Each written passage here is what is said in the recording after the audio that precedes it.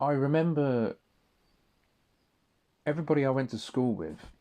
I could look around and think, you know, everybody looks different, right? But you can look around at everybody and think everybody looks English. You know what I mean? Everybody looks like they belong here, right? Gradually, over time, um, when I went to high school, that's when I started mixing with um, brown kids and black kids, which I never did before. Because when I was a kid, as far as I was concerned, a foreigner was a Frenchman, a German, or a Spaniard, or um, a Dutchman. That's what I thought a foreigner was. It never even occurred to me that I never even thought about black people or brown people or Asian people. I never even thought about them. So you look at kids today, right? And so they don't particularly look um, English. Well, not to me, anyway. Um, you know, you look at some of them and they look like potentially there's some kind of hybridization that has taken place. You either see black kids, you either see brown kids, or you see Asian kids, or you see ones that are like, I don't know, Greek, Albanian, and you think they don't none of these kids anymore look English, is what I'm saying. And that's how much things have changed. And because I look around and I think, where are the English kids, you know? And yeah, I would have, if I went to school now, and I would have noticed this. I would be thinking, where are the, where's everyone else who look like me? Where is everybody? But like, where have they all gone? They've seemed to be disappearing. And yeah, it's just times change and things become more and more noticeable. There is there's some lads who hang around the village. Um, I call them Kevin and Perry, but I they remind me of Kevin and Perry. There's a short one, and then there's the other one. But you know, like I say, when I was a kid, there were no other kids, right? I didn't hang out with any other kids when I was a kid. It was just all old people, and I think the village had a population of just like a few hundred, right? So over the last 20 years, I've noticed um, significant change. Now, there's probably a population of several thousand, and the village has grown quite large. Um, there's entire areas that never used to be built up, which is now built up. Okay. But I would see Kevin and Perry, and I would think to myself, you know, because they act like chavs. You know what I mean? They're very much like that. So, but I would see them and I would think, I wonder what they do. I wonder what they do of themselves. You know, I think they're about what, early 20s, I think. But I think, what do they do with themselves? You know, I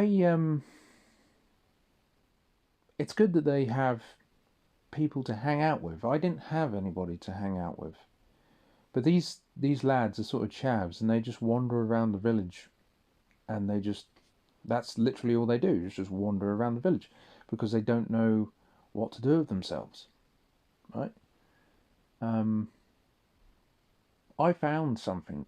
I always found something to do. I would just wander off into the woods and do whatever. Um, I wish I had other kids to hang out with when I was a kid. I'd see movies and TV shows of in a rural setting, and these local kids all hang out with each other and they're all friends with each other and all that sort of thing. But when I was growing up, there was nothing like that. There weren't any kids that lived here, so there was no one for me to hang out with. So I was always on my own, right? And but yeah, but really, Kevin and Perry are not like me, right? They're not like me. So kids like that, or young people like that, what the fuck is there for them to do around here? Just wander around the village, it seems. But yes, they just don't know what to do with themselves. It's interesting how things change. But I remember when I've been here for um, all my life. And I remember when the butcher shop used to be open. That's been closed for about 15 years. I remember there were two other pubs. They're closed. Um, I remember the old police house, which only one copper used to have, used to be there. He used to just do laps around the village. He used to just wander around the village. But he was a friendly chap, you know. He'd say hello to everybody, but he knew everybody as well. Um, and then the police house, the old police house, closed down, and he disappeared. Poof. There was um, now the co-op that we have now. I mean, it never used to be called the co-op. I remember when it was like there was it was called three different things. I remember it being called three different things over the last like 20 years. Um, and the old corner shop, I remember going in there, and there was an old lady, an old English lady, and she used to run it. She'd give you a square paper bag, um, so I could put sweets in. And in those days, whatever loose change you had in your pocket, you could literally get whatever you wanted, right? You could get anything with whatever loose change you had, because there was lollipops that were one penny, 1 penny each. You can go in if you had some copper coins in your pocket, you could go in there and get yourself some lollipops. You know, um, you could go and get like if you got all I needed. I never really got that much money, but all I needed was like 50p, and I go in there and I come out with like 25 Freddy Frogs, which were 5p each. I think today they're about 89p each, I think. But yeah, back then they were thicker, they were much larger, but now they're like half the size. They're really shrunk. But yeah, I could just go in there and get loads of fill a paper bag up full of Freddy Frogs. Um, yeah, things were so cheap. You could get one of those big bars of chocolate, like proper big ones. You could get it for like 30p. It used to be, yeah, so different. But there's probably all sorts of things which are much cheaper than they are today. I remember you could get the bus for a quid. Yeah, if you wanted to go to town, it was only a quid. Now we're talking like 3 quid. But yeah, things change, and the old woman she obviously must have passed away, and Indian people moved in, and yeah, and that whole shop was renovated and modernised.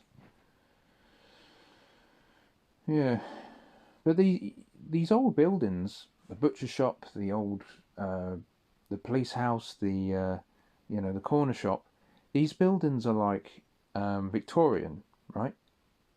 You know what I mean? They're old buildings, and when I was a kid, they looked sort of old-fashioned. They look like they haven't really changed in a long time. But and then you have big companies that basically take them over and then modernize them and renovate them out and stuff, and they don't look the same that they used to. In my day, during the Iraq War, because I'll be honest, I think I would have given up if I didn't live in a village. If I lived in a town, I think I'd just stay in bed and rot. Yeah, I like the peace and quiet and the fresh air. Having a dog has always helped. I've always had dogs, and that's always helped. Yeah, at school I was always the quiet lad, and I'd just go off and do what I wanted to do, and I would go at lunchtime. The computer rooms used to open. I'll go in the computer room and I'll go on the YouTube, and I listen to music with these big old headphones. But I listen to music on there, and I'll be listening to in the beginning. I started listening to like Queen, but Motorhead and Judas Priest, Iron Maiden, and Black Sabbath was um, what I sort of started with, and from Queen I sort of branched out to those other bands, and then yeah, I found Venom, Welcome to Hell and black metal, and from there I found Slayer, Metallica, but I was more drawn to the more of the Bathory direction, because I knew about the new metal bands, and the grunge bands and all that sort of thing. I knew about Nirvana, Soundgarden, Pearl Jam, Alice in Chains, and then the whole new metal thing with the Korn, um, Linkin Park, Slipknot, and all that stuff. But still, I was still drawn to uh, the black metal stuff. Um, I listened to Bathory a lot, like over and over, and I just sit there and I just put on a Bathory album and listen to it from beginning to end. You know, I was pretty content doing that. Yeah, and from there I would listen to like Celtic Frost. There would be Rotting Christ, Samael, um, and then eventually Mayhem, Dark Throne, Burzum, Gorgoroth, Emperor, Enslaved, Satyricon, um, Immortal. Um, I own about 600 CDs, I think.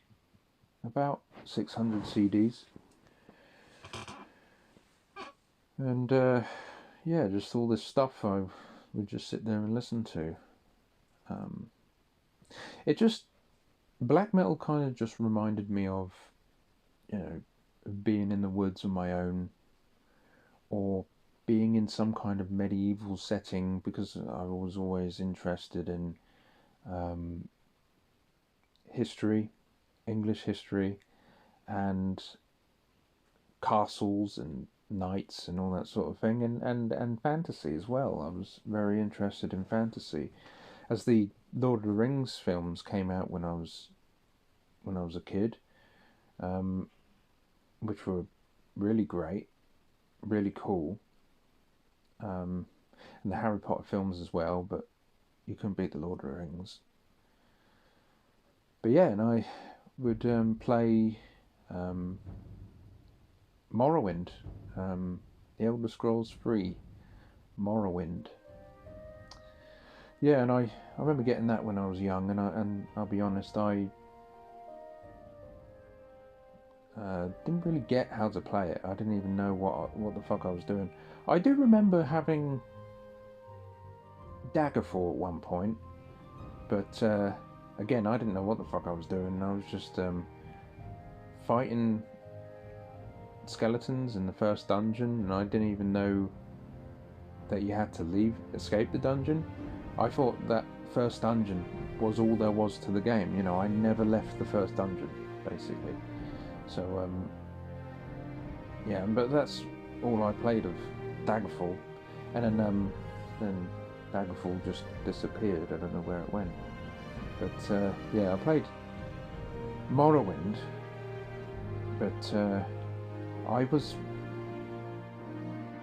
focused and obsessed with figuring it out, right? Figuring out how to play it, what to do, but because I was really intrigued and really interested in the world. It was unusual.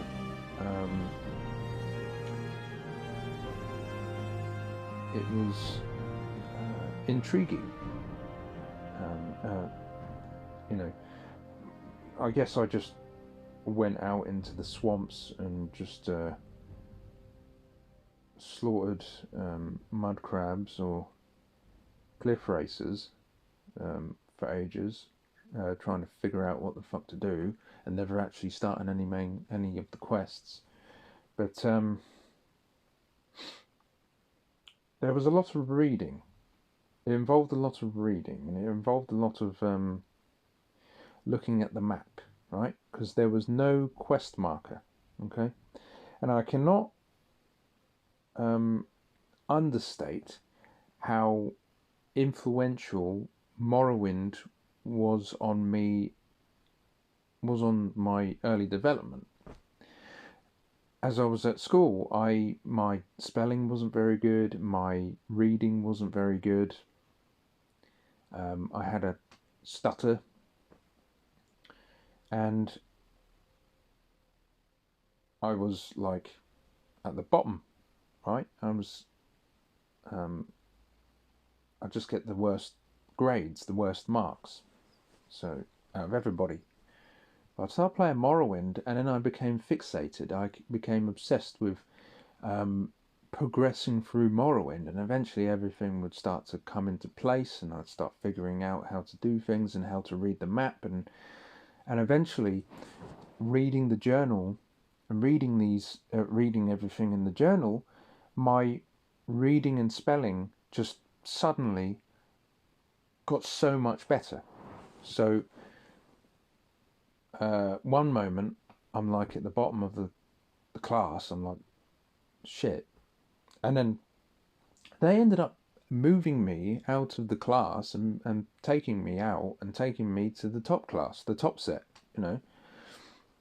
And in just a short period of time, just suddenly my spelling and reading and writing just completely got so much better. So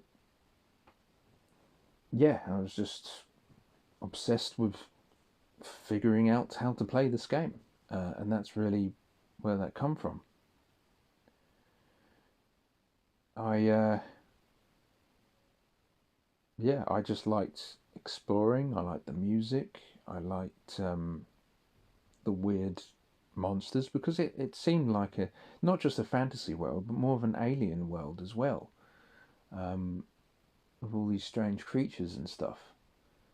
But and then I really got into it, and then picked up momentum, and you meet Dave Fear, and he sends you into the Corpus tunnels, and then you meet Yagrum, which is the last of the Dwemer, and then what else was there? Then you have to kill the ash vampires and the members of the Sixth House, and eventually and oh yeah, I remember fucking taking forever trying to figure out where everything was, going to the Ashlanders camps and stuff, and um, yeah, doing the trials, of the Nerevarine prophecy. I remember that, and and yeah, but yeah, it was really cool. And I suppose my interest in Morrowind just further alienated me, you know. No one else had that same kind of attention span as I did. I was boring compared to everyone else. And yeah, I really got into reading. I started reading all sorts of different books by that point. Before then, I never read anything because I thought, oh, I don't, I read too slowly, and I don't really want to, and it's boring. But then I was like, no, I'm going to read The Lord of the Rings. I'm going to read The Hobbit. I'm going to read Beowulf, and it just yeah, snowballed. But I like learning. If something really interests me, I have to learn everything about it. I have to learn about the details, the dates, um, the location. Everything about it I have to learn. Yeah, and that all really comes from Morrowind, really. However, I do not subscribe to such a blasphemous idea of Nerevar being an Argonian. No, thank you. Well, yeah, Oblivion, of course. Yeah, I played that a lot. Well, when I first got it, I remember outside it was all dark and cloudy, right? And I remember I was coming towards the first Oblivion gate when you got to find Martin in Kvatch, right? Really interested in this game, and I thought, oh fuck, this is so cool. And I skipped a day of school just to stay at home and play it. I remember my dad come in and he's like, "Aren't you supposed to be at school?" And I was like, "Yeah, I got a cold." And good times. I haven't played anything. I still have an Xbox 360. Right? I never upgraded at all. I never played anything after like 2015. You know. On PC, I did play Doom, Doom 2016. I did play that on PC, and I also played Gears of War 4, right? But that was it really. Gears of War 4, I'll be perfectly honest, I don't even remember playing it, but I've got the achievements to prove that I did play it. But I don't, if you ask me what it was even about, I'll just say, I don't know. I don't fucking know. Um, Same old shit. I always like watching old movies. It never really bothered me how old a film was, or if it was black and white. I just enjoyed watching a film which was good. Yeah, even I've watched so many westerns, but that's mainly because my nan, she always had an old western on.